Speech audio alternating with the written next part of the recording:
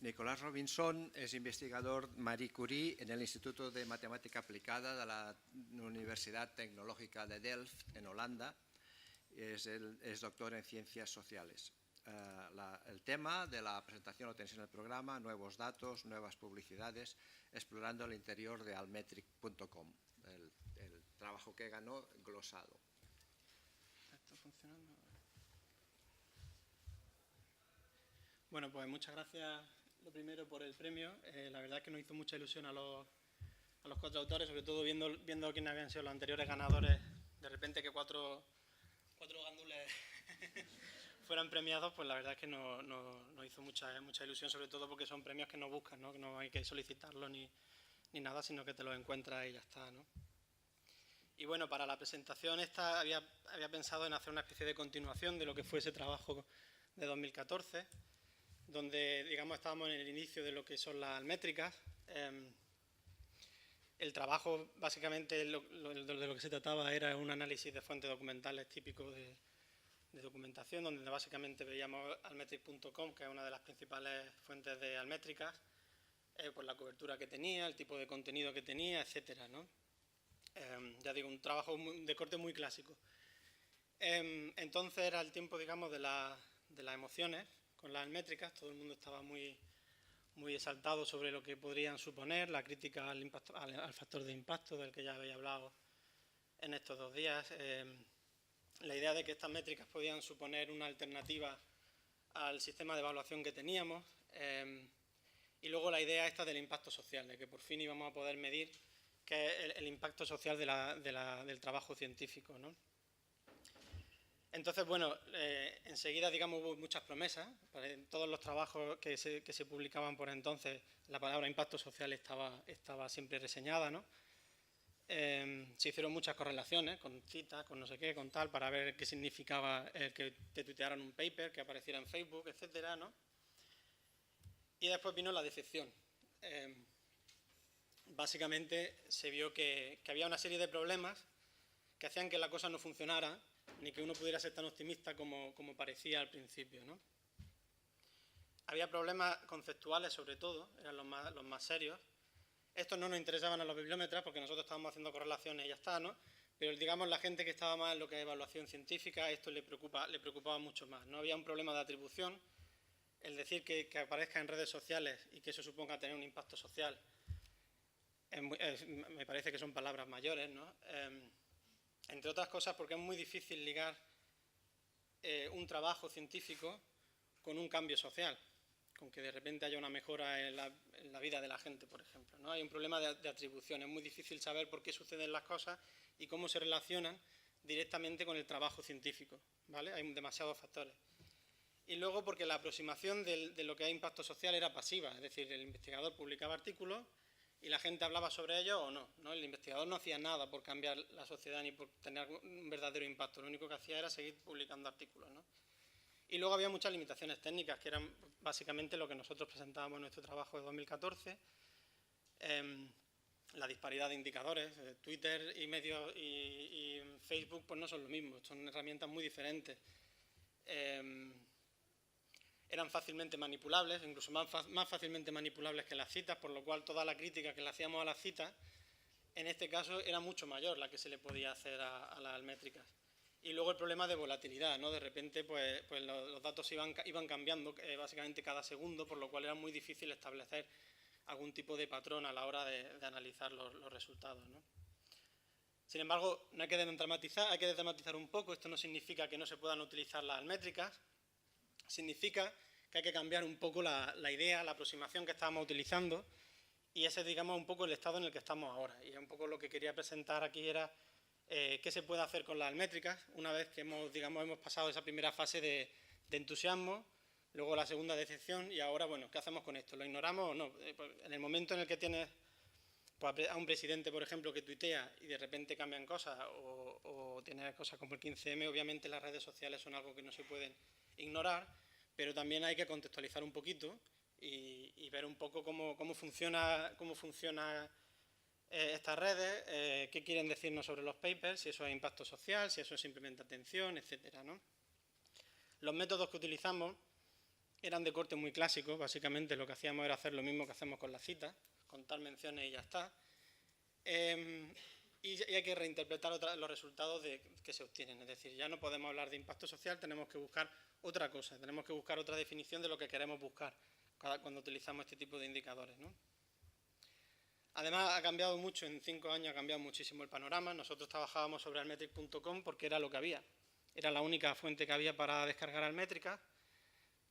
Impact Story, que estaba antes, ya habían dejado de recoger ellos también sus propias métricas y también se nutrían y se siguen nutriendo de lo que hay en altmetric.com, que le falta una T, por cierto.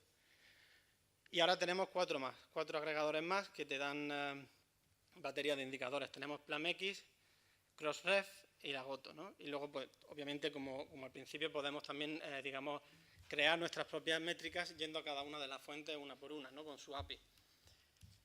Es importante señalar que hay muchísimo, que a pesar de los jóvenes que son estos indicadores, hay muchísimo interés comercial, por lo cual hay un interés real por promocionar este tipo de métricas y que se utilicen, ¿vale?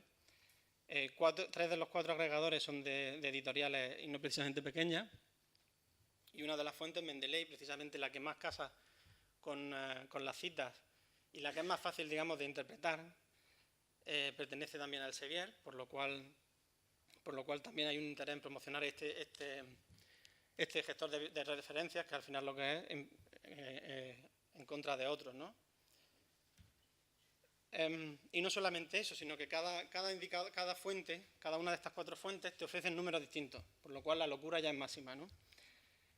Aquí tenemos un set de documentos que es el mismo y simplemente se han consultado para estos artículos, se ha consultado la cobertura que hay en cada uno de los 4 agregadores, ¿no? Y como veis, los resultados son muy, muy diferentes. Es decir, en altmetric.com básicamente el 60% de los artículos que estaban en Web of Science aparecían también en la base de datos de altmetric.com con alguna mención, mientras que en el caso de PlamX y de Lagoto, pues era casi el 100% de los artículos que se miraron. Lagoto solamente para artículos que están en PLOS, porque son los artículos que cubren, ¿no? Hay muchas razones por las que estas diferencias son tan grandes. No es porque un agregador te dé los resultados mal y otro te los dé bien. Es todo mucho más complejo. Tiene que ver con cómo recogen cada uno los datos de cada una de las fuentes, etcétera. Por lo cual, digamos, el panorama ahora es muchísimo más complejo y mucho más difícil de interpretar. En función de la herramienta que utilices, tendrá unos indicadores diferentes, tendrá unos números diferentes y todos están bien. Lo único es que se han recogido de manera diferente. Esa es la clave, ¿no? Además, están apareciendo nuevos indicadores que se incluyen también como altmétricas, pero que originariamente no eran altmétricas, eran casi citas, digamos, ¿no? Se incluyen citas de patentes ahora en altmetric.com, los medios de comunicación también, informes de organizaciones, de los policy briefs, ¿no? Y digamos, todo esto está entrando en ese cajón desastre que se llama altmétricas, pero que ya no son solamente redes sociales, ya no solamente el Twitter, el Facebook y la Wikipedia, ¿no? Ya es muchísimo más. Es básicamente todo lo que no son citas. Citas en el sentido tradicional, citas de artículos científicos, ¿no? Y además plantean problemas. En este caso, por ejemplo, estuvimos analizando las citas que recibían los libros de programas docentes de Syllabi, que lo había incluido altmetric.com en 2016, y cuando miramos la base de datos resulta que a partir de 2014, es decir, a partir de 2 años antes de cuando ellos ya por fin lo incorporan y lo anuncian, estaban dejando de recoger menciones. Básicamente estaban basando sus datos en un proyecto que había, que hacían programas docentes en abierto, era una plataforma de la que ellos extraían todos los datos y era lo que mostraban. Pero claro, lo que no habían dicho es que esta plataforma en 2014 dejó de actualizarse, por lo cual el indicador era totalmente irrelevante, ¿no? Era bastante cuestionable. Entonces, bueno, todo esto ha cambiado mucho y, bueno, y la pregunta es, bueno, ¿y qué se puede hacer con todo esto? Con estos indicadores que son problemáticos, que tienen unos matices muy diferentes de lo que son la citación, donde hay muy poco trabajo hecho a nivel conceptual de qué significa ser tuiteado, ser mencionado en un medio de comunicación, etcétera. Es decir, eso es bueno, eso es malo, eso sirve para algo, nos debería de importar, ¿no? Y bueno, digamos, lo que se ve en la literatura es que básicamente se está dando un paso más allá y lo que se están centrando es en distintos tipos de aplicaciones que yo he agrupado aquí en 3 grupos. Una de ellas que he llamado compromiso social de los investigadores, no sé si va para tanto, pero bueno, compromiso social, que tiene una mala traducción al español, que es básicamente lo que se entiende como social engagement, ¿no? La idea de que el investigador se involucra con actores no académicos para intentar hacer cosas con ellos, y que trabaja sobre temas que son de carácter social, que tienen algún tipo de interés para la sociedad, ¿no? Luego hay otro grupo de aplicaciones que se centran sobre todo en identificar temáticas que son socialmente relevantes, es decir, temáticas que están siendo discutidas en la calle. Un ejemplo claro de eso es el cambio climático, ¿no? Es un típico tema que es digamos que ahora socialmente es muy relevante y hace falta información en ese sentido. Controversias científicas, ver cómo la gente está consumiendo las publicaciones que estamos haciendo, ¿no? Es decir, están utilizándolas de manera para argumentar a la hora digamos, de discutir. La típica discusión también con el cambio climático de si existe o no existe. Están utilizando literatura científica para posicionarse, qué posición están tomando, están entendiendo lo que estamos publicando y lo que estamos diciendo. Y luego la tercera es la idea de identificar qué tipo de personas son las que están consumiendo esta información. Es decir, tenemos bots, como pasa mucho con Twitter, ¿no? Tenemos simplemente un robot que está tuiteando artículos a lo loco y nosotros estamos diciendo que esto genera mucha atención social, pero resulta que no hay nada. Estamos básicamente escuchando ruido. O realmente hay gente que está consumiendo ese tipo de literatura, qué tipo de gente está haciéndolo y cuál es su opinión sobre lo que estamos publicando, ¿no? Algunos ejemplos de este tipo de aplicaciones que se están viendo, pues bueno, he intentado organizarlas también por el tipo de usuarios, digamos, que la están consumiendo. La primera es, pues bueno, claramente los investigadores desde el minuto número 1 empezaron a utilizar las métricas para básicamente argumentar que lo que están haciendo es socialmente relevante, o sea, una forma de mostrar su compromiso social, pero para, digamos, demostrar que efectivamente, sí, aunque tengan 0 citas, sus artículos están siendo consumidos y están siendo leídos y están recibiendo atención, ¿no? Y en este caso el Impact Story, que está conectado con ORCID, te hace rápidamente tu currículum de acuerdo a la atención mediática, por así decirlo, que reciben tus trabajos, el porcentaje de trabajo que tienen acceso abierto, etcétera, ¿no? Esto mismo también se utiliza a nivel de instituciones para monitorizar un poco cómo están siendo percibidos los investigadores en las redes sociales. Y esto, por ejemplo, en la Universidad de Granada tienen mis compañeros un proyecto que se llama NoMetrics, en el que básicamente han cogido a todo el personal de las distintas universidades y todas las publicaciones que han publicado y han visto, digamos, diferencias por universidades de la atención que reciben, en este caso utilizando almetrics.com, cuáles son las áreas en las que efectivamente tienden a publicar estas revistas, estas universidades, porque obviamente hay un seco temático importante, es decir, todo lo que tiene que ver con salud a la gente le importa mucho más que lo que tiene que ver con física teórica, ¿no? Por lo cual, si eres un físico teórico, te interesa bastante poco que la gente hable sobre eso. No lo sé, lo mismo es un tema fascinante. También sirve para hacer perfiles, en los que, digamos, podamos entender qué tipo de investigadores tenemos. La idea no es ver quién es el mejor y quién es el peor, pero digamos, cuál es el enfoque, digamos, que tiene su investigación. En este caso, esto es un estudio que estamos trabajando todavía en el que estamos todavía trabajando y básicamente hemos hecho una encuesta y hemos casado la encuesta con datos bibliométricos y con datos de Almetrics, y lo que hacemos es sacar perfiles de investigadores y buscar básicamente aquellos que aparecen puntuando muy alto a nivel científico, de impacto científico, y también a nivel de Almetrics, alto en uno y bajo en otro, etcétera, y poder establecer, digamos, tipos de investigadores en función de estas dos variables, ¿no? Entonces, bueno, por ejemplo, esta es la mujer que tengo en la transparencia, pues claro, una mujer que se dedica a la dieta mediterránea.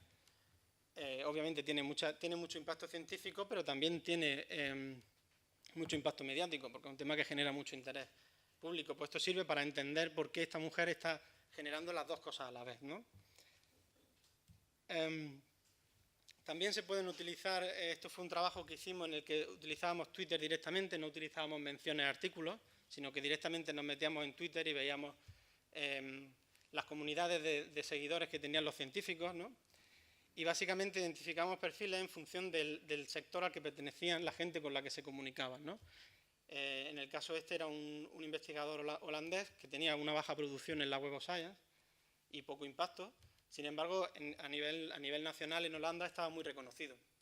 Y básicamente cuando veías, digamos, el tipo de sectores con los que él se movía, obviamente hay una gran mayoría que son académicos, pero había gente del sector privado, había políticos, había gente del sector público, etcétera. Es decir, que hacía un tipo de trabajo que no era, digamos, el perfil tradicional del científico que se dedica a publicar y ya está. Hacía otra serie de cosas que no estaban contempladas, ¿no?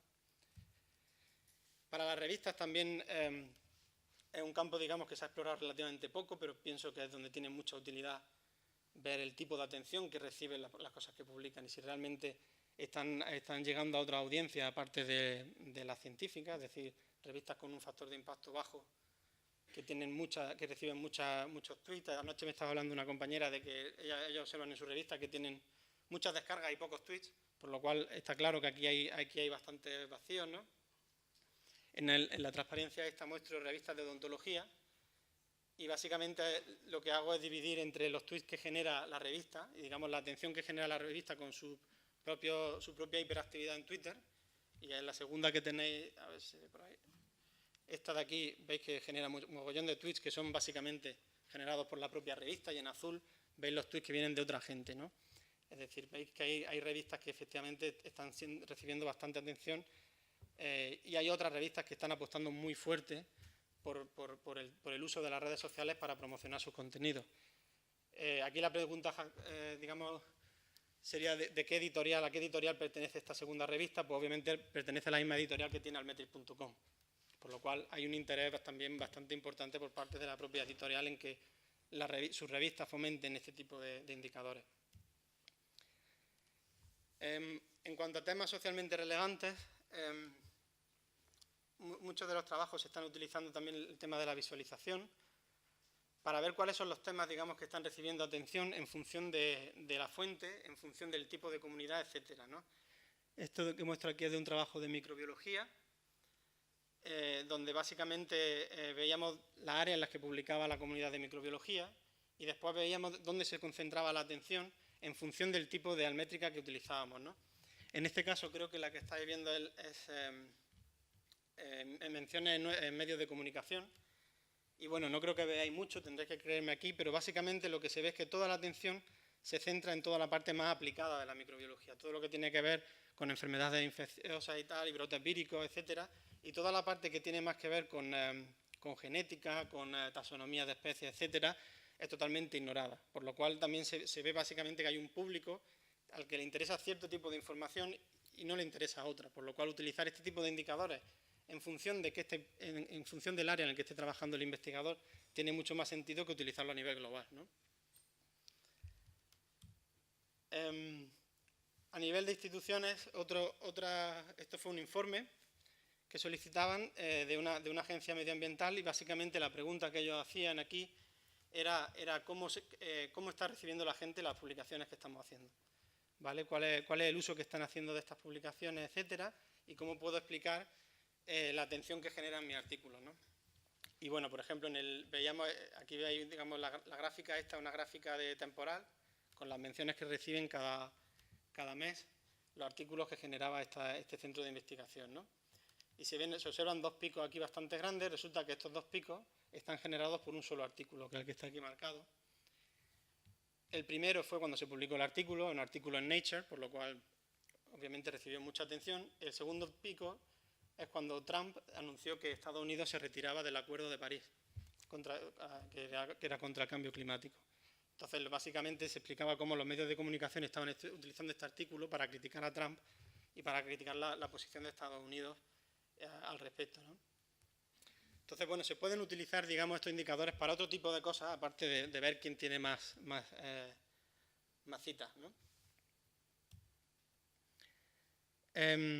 Para bibliotecarios, el tema del desarrollo de las colecciones es un tema que se ha propuesto en algunos artículos, pero la verdad es que no hemos visto ninguna propuesta real de gente que esté realmente utilizando las métricas para ver qué artículos comprar, qué libros comprar, etcétera.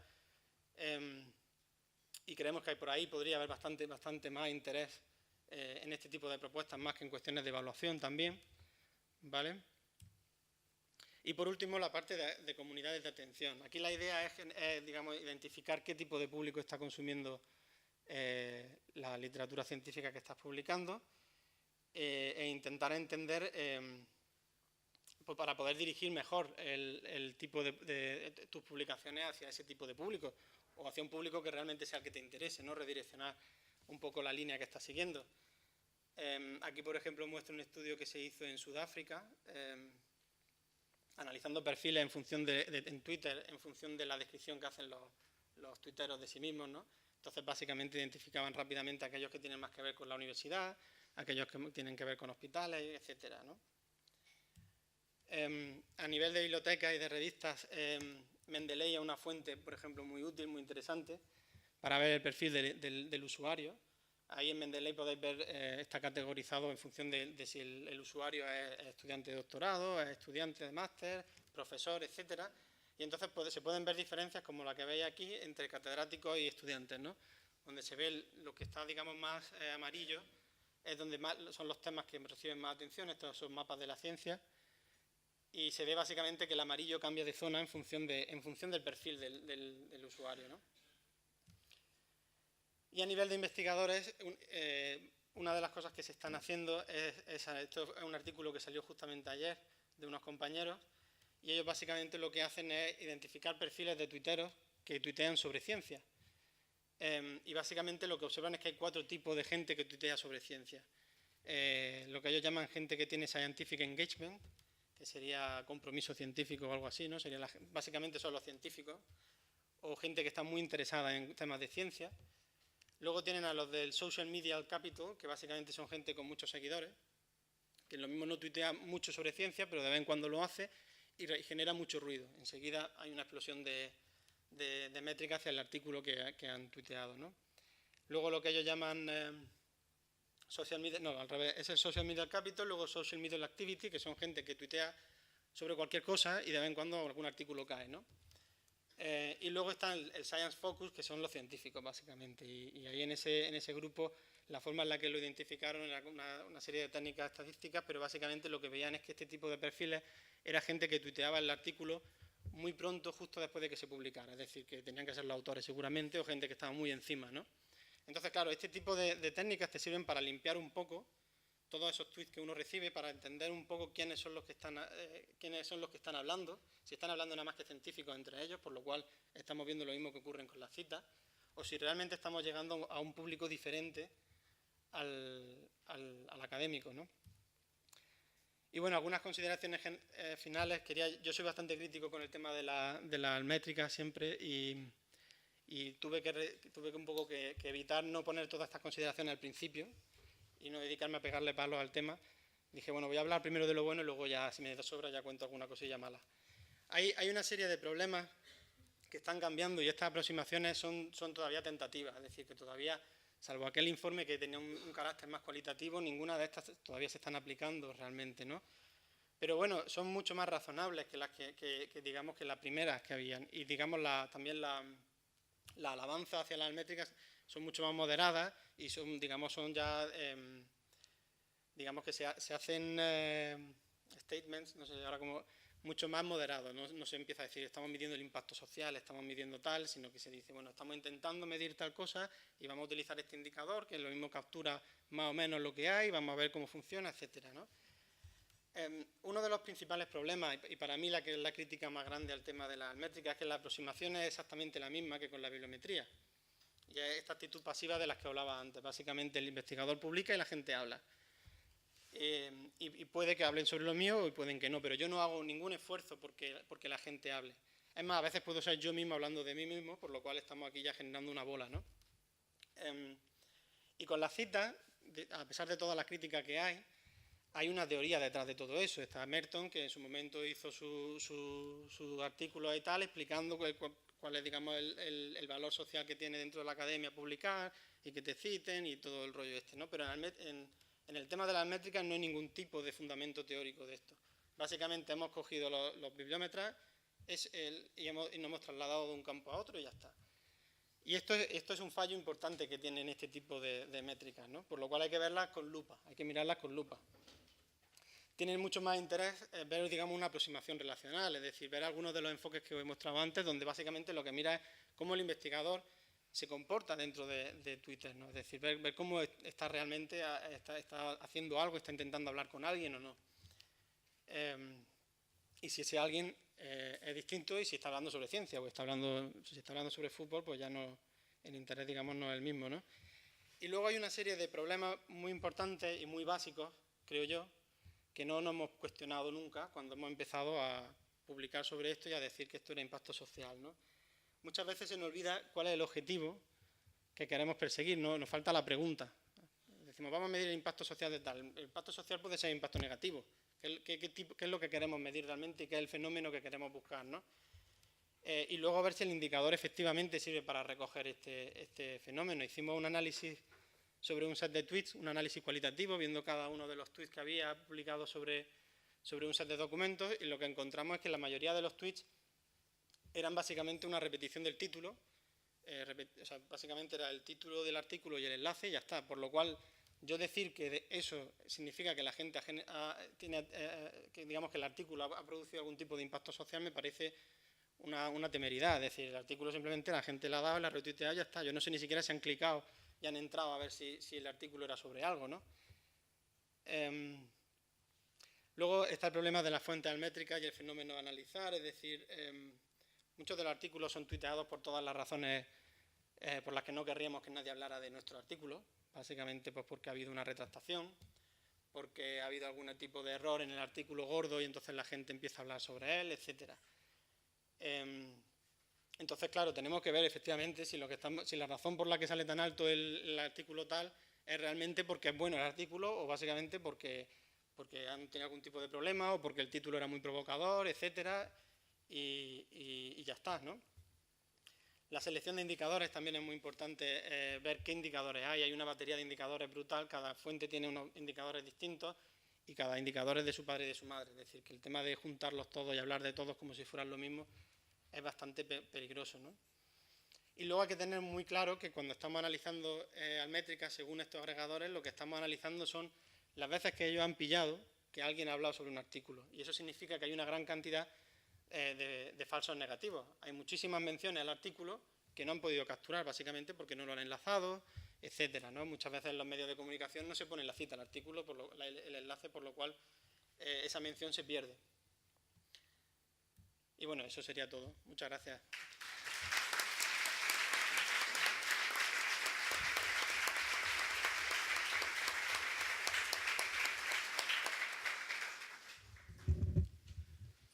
Tenemos tiempo para algunas preguntas. Por favor, si decís vuestro nombre y la institución.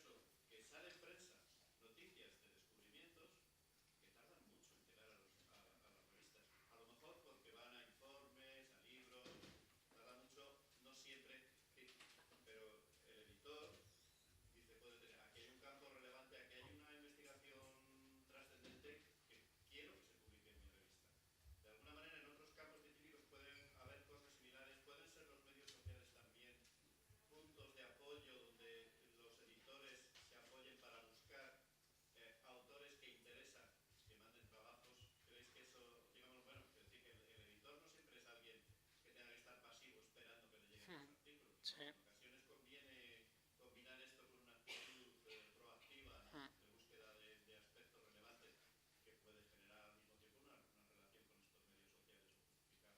Sí. ¿Es fácil para el editor moverse en estos medios? ¿Es un campo donde te pierdes, donde no? ¿Cómo puedes tener esas alertas que de verdad te faciliten el trabajo? Ya, bueno, ahí el problema, digamos, es cómo establecen las alertas.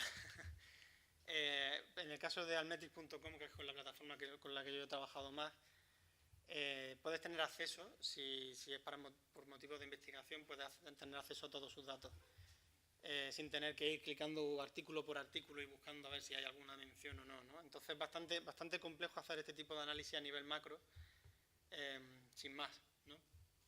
Pero efectivamente creo que sobre todo para perfiles extraños de investigadores que están el tema de los policy briefs es un tema muy interesante, el que se mencionen, se estén contando las citas que, por ejemplo, en el Banco Mundial se estén haciendo a literatura científica, pues es una forma muy interesante de identificar autores que están haciendo un tipo de trabajo que es mucho más aplicado que los que reciben muchas citas en Web of Science, ¿no? Pero así a nivel, digamos, de identificar temáticas e identificar autores dentro de temáticas, habría que verlo. Habría que verlo, porque todo este tipo de herramientas están todavía muy en pañales y yo creo que por eso nos dejan acceso gratis a los investigadores para poder jugar con sus datos, porque quieren que les demos un par de vueltas y a ver si les podemos hacer propuestas interesantes, ¿no?, que ellos puedan utilizar. Pero sí, yo creo que sería muy interesante el utilizarlo como observatorio, no solamente como para ver cómo está mi revista, sino para ver dónde está los posibles autores, ¿no?, los autores potenciales. Temas, etcétera. Sí, efectivamente. Sí, el problema es, ya te digo, este tipo de análisis se hacen siempre porque tienen la base de datos entera, y ese es el problema, que no, el acceder a los datos todavía sigue siendo bastante complejo, ¿no? También todos estos agregadores están todavía buscando, me da la impresión, su modelo de negocio, y entonces, pues en función de, al principio son muy generosos, y conforme van ganando dinero se van volviendo un poco más reticentes a facilitarte el trabajo, ¿no?, a no ser que pagues tu suscripción.